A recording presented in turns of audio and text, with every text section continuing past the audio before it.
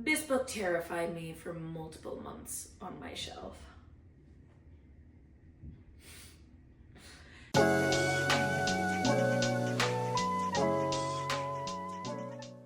If you don't know me, hi, my name is Stefania Gonzalez. I'm an actor, audiobook narrator, giving grandma in my 20s, and these are gonna be my real reviews, okay? So this nonfiction book delves deep into the world of traumatic stress and kind of the effect on neurology that trauma can have. I have a bit of mixed opinions on this book because I'll just get into the reasons for it. So, from a modern perspective, some of the things in the book were like, yeah, we know what trauma is, we know how it affects us in our daily life, we know this, that, and the other, but honestly, when this book, or when the original report that this book was based off of was written, veterans were just coming back from Vietnam War, and there wasn't really an understanding of the extent of PTSD. You know, there was just starting to begin a conversation of mental health, especially with traumatic survivors such as veterans in war. And not to say that all of these discoveries were coming from this one author, but this time period in general kind of gave that deeper understanding of the brain overall and then mental health. So a lot of this book focuses on the relationship of social environment and attachment and how those play a part in how trauma develops. Van der Kolk speaks mostly from his own patient interactions. Oh, hi. You want to join? You want to join the party? You want to sit right here? So anyway, Van der Kolk speaks mostly from his interactions with his own patients when he worked as a psychologist, and it creates kind of a nice blend of scientific research with human stories and storytelling. But I will say that in these kinds of nonfiction psychology books, excuse me, thank you so much. I often see in these kinds of comprehensive psychology books that it feels like it's more of an essay collection than it is a book, because there are often chapter, and none of the chapters actually tie into each other. And that is something that I noticed in Van der Kolk's book, is that there's not really cohesive storytelling. It's more of just like, that's this chapter and this is this chapter. I don't know if it's necessarily, it's not a well structured nonfiction book. That's what I'll say. Not well structured. The writing's fine. The writing's, you know, a lot of it is scientific, but he speaks again from personal experience and firsthand accounts. So those are a bit more casual in terms of language. So I feel like this book appeals to a wide general audience because a lot of it is written for the layperson to pick up. It's kind of deceiving that it's marketed that way, as if it's something that anyone can just go ahead and pick up off the shelves, because I don't feel that the audience who needs to read this book is the general population. I'll speak more on it later, but this book, to me, is only really a useful tool for therapists or other psychology-related fields to get another researcher's point of view.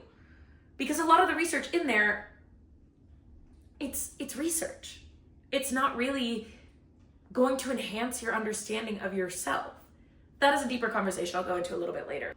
The first half of the book is kind of set up as Van der Kolk's explanation on what trauma is and how trauma affects yourself and your social relationships. So a lot of the criticism is that this research is just how your body reacts to trauma and what things might come up from trauma that people might not even know, but doesn't really offer how to fix that or how to recognize that within yourself. That's where a lot of the criticism comes in of this being marketed as like a self-help book, is that it is just presenting research, especially in this first half. For me, I like seeing examples of how trauma can be like so deeply embedded in your body that what you're perceiving as your resting state can actually sometimes be a state of defense, and what that might mean or look like for your daily activities or your social situations. But I also understand the argument that it doesn't really do much to explain why these symptoms happen at this point.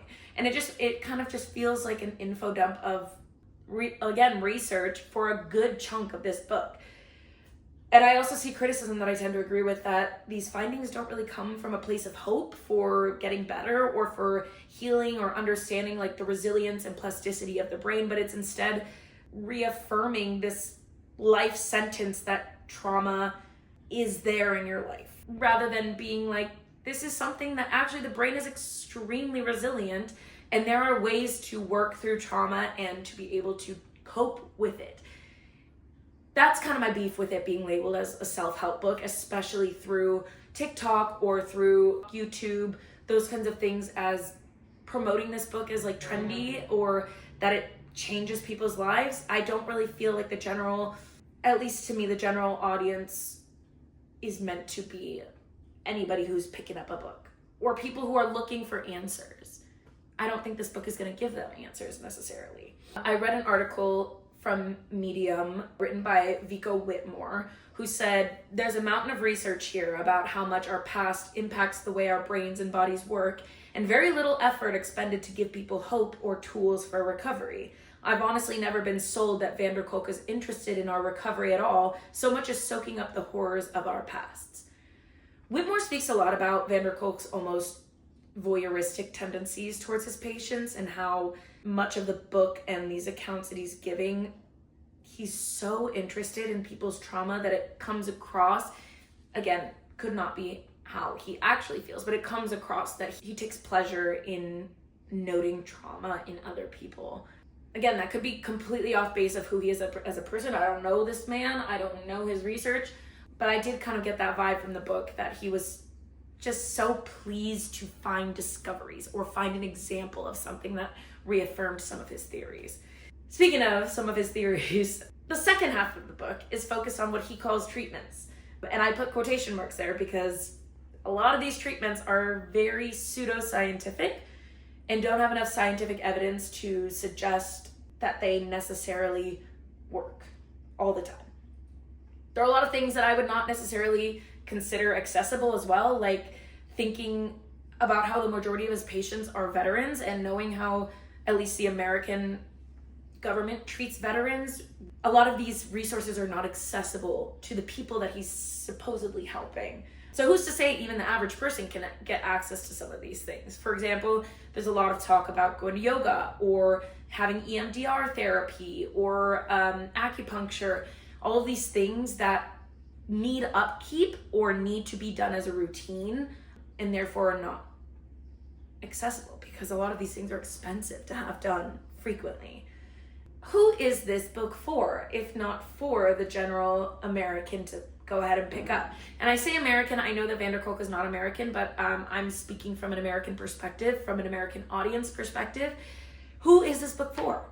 I mean, I know that there are therapists and psychologists out there who kind of treat this as their Bible of how they treat trauma or understand trauma, and that's fine. Like if you find that the research of it is helpful or informative in addressing trauma in patients and how to approach unearthing trauma, good for you. I am very happy for you that you were able to find this book and that you found some good nuggets out of it. My real issue with it, I feel, is that there are no disclaimers in a book that is almost entirely written of theory and of pseudoscience. There are no disclaimers that what worked for one person could not work for another person. And you know, I'm not deeply entrenched in scientific research. My parents are scientific researchers, but like for a book that you are marketing as self-help, I feel that there should be a disclaimer of some sort, that these are not fact. These are some people's certain experiences with some of these treatments or with some of these things, but it is not fact. And it is not guaranteed to help in any way related to your own trauma, especially because trauma is something so deeply personal. I feel like there is a larger conversation to be had about self-help books and the way that they just want to monopolize and profit off of people's hurt and grief and trauma without actually benefiting in any way. they want to make people feel seen or heard, or that there is something to look forward to, but they don't actually offer the pathways. They offer their own experience, which is fine. If that works for you, that's great. But there's a desire to have what we feel is maybe wrong with us affirmed by someone that we think has more authority on the subject. Even subconsciously, like, I think this book got so deep into the cultural zeitgeist of at least Americans and their understanding of self-help. Like, I mean, it spent how many weeks on the New York Times bestseller list, and it came out 2010? I don't remember what year it came out, 2010 or 2014. But I think because people wanted to know if they had trauma, and if so, how to fix it, because mental health is becoming such a larger conversation. And like, curiosity is great, and we should be curious and seeking information. That is what we do as human beings, and that's what makes us so intelligent. But I don't know if slogging through like a research view of trauma through a very specific lens of extremely violent experiences and someone who offers no concrete solutions is like the right book for most people. Kristen Martin actually wrote a great quote in a book review of this book in the Washington Post. She said, "The self-helpification of relatively young and incredibly complex field of scientific study is not so helpful after all. We keep consulting neuroscience even when its findings are disproven or overblown to explain the human condition, and often to validate what we want to believe or what we already know. Tracing all of our messy emotions, reactions, and habits to the workings of electrical currents and neurochemicals lets us off the hook."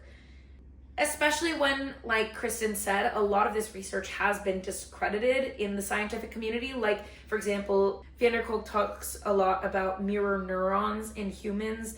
He talks about the reptilian brain theory, even the polyvagal theory, which is widely considered fact, but still has some contention in the research world. To offer these theories as hard fact is a discredit to the scientific community, and it's a discredit to how we understand neuroscience, and that it's just beginning. There's still so much we don't understand about the brain. And I think it's dangerous, especially for a book that is going out to the general public rather than to science-specific people, to claim that these things are fact or accurate when a lot of the scientific community does not agree. You're selling people on a lie to sell your book in order to fit the narrative that you want to sell. Even a disclaimer that this is a theory that you find evidence for, great. But to say that these are fact is where it's where I find issue with some of this book. All this to say is not like this book is terrible, this book is awful, but I did find myself at some parts being like, oh my God, like, I feel that same way. Could that be related to XYZ? Or, wow, my body does react like that. I wonder where that's coming from or where that's stemming from. I do find this in my body or in this particular part of how I hold myself or how I interact. And like, that's great. At some parts, it did help me and introspectively look inside and ask questions to myself. Through most of it, I was just reading to finish because I don't like to not finish a book. I myself picked up this book because I wanted to understand more about me, but in doing so, I kind of bought into the completely clickbaiting nature of self-help books that do more to feed off of our need for understanding, to put cash in people's pockets rather than to actually offer treatment. I mean, if you enjoy reading these books for pleasure, that's fine. Like, there's nothing against that. I would not recommend a book like this if you're looking for actual answers to something deep inside, because the reality is you can't find an answer that's within you in a book of someone else's experience. I really do urge, if you're struggling with understanding your mental state or with, reliving the past or being anxious about the future, that you try going to a therapist or a psychologist of some kind, a psychiatrist even, because these are the people who are actively in this field, who are actively keeping up to date on the latest research, and who are ultimately listening to your story and your history and being able to make suggestions based on you rather than whatever will be the most general to get the most money, if that makes sense. I don't know, there's something that just doesn't sit right with me about self-help books being treated as scripture. The human experience is so not general. It is so individual. And I think that there are universal truths that we all go through, which is why art is so prevalent, because we all see ourselves in pieces of arts in different ways. But I think that even in the perception of art and the perception of universal truth, there is a specificity to you. So if this is something that you're interested in learning more about, great. This is the book for you, maybe, to understand a broader scope of another researcher's point of view, or to kind of learn about what newer therapies, newer things are being put out there or suggested as treatment for trauma. Amazing. This is the book for you then. This is the book that will give you all of that, that will present theories, that will present options and stories of clinicians past. But if you are looking for help for yourself, I don't think that this is the book. And I don't like that that's how the clickbaity nature of it has become. That it has become something that people are treating as a way to get better. And I understand that books can be way more accessible than some of the other options I noted. But I think that there is immense benefit in having a professional understand you to then help you get better. I promise that your money is 100 times better spent on a professional than on a million different self-help books that in the end are maybe not going to actually affect you. That's all. I told you I was going to be real with you. I know that this book has a really pretty cover and that some people love it, and that's fine. I find some moral problems within myself with how I approach this book. Can't help it. Thank you so much for listening to me. If you want to keep up with me, I am on TikTok, Instagram, YouTube, obviously. Leave a like if you've read this book, or if you want to read this book. Let me know your thoughts in the comments below. I know that it's a pretty controversial book. And yeah, I look forward to seeing you guys next time with my next book. Bye.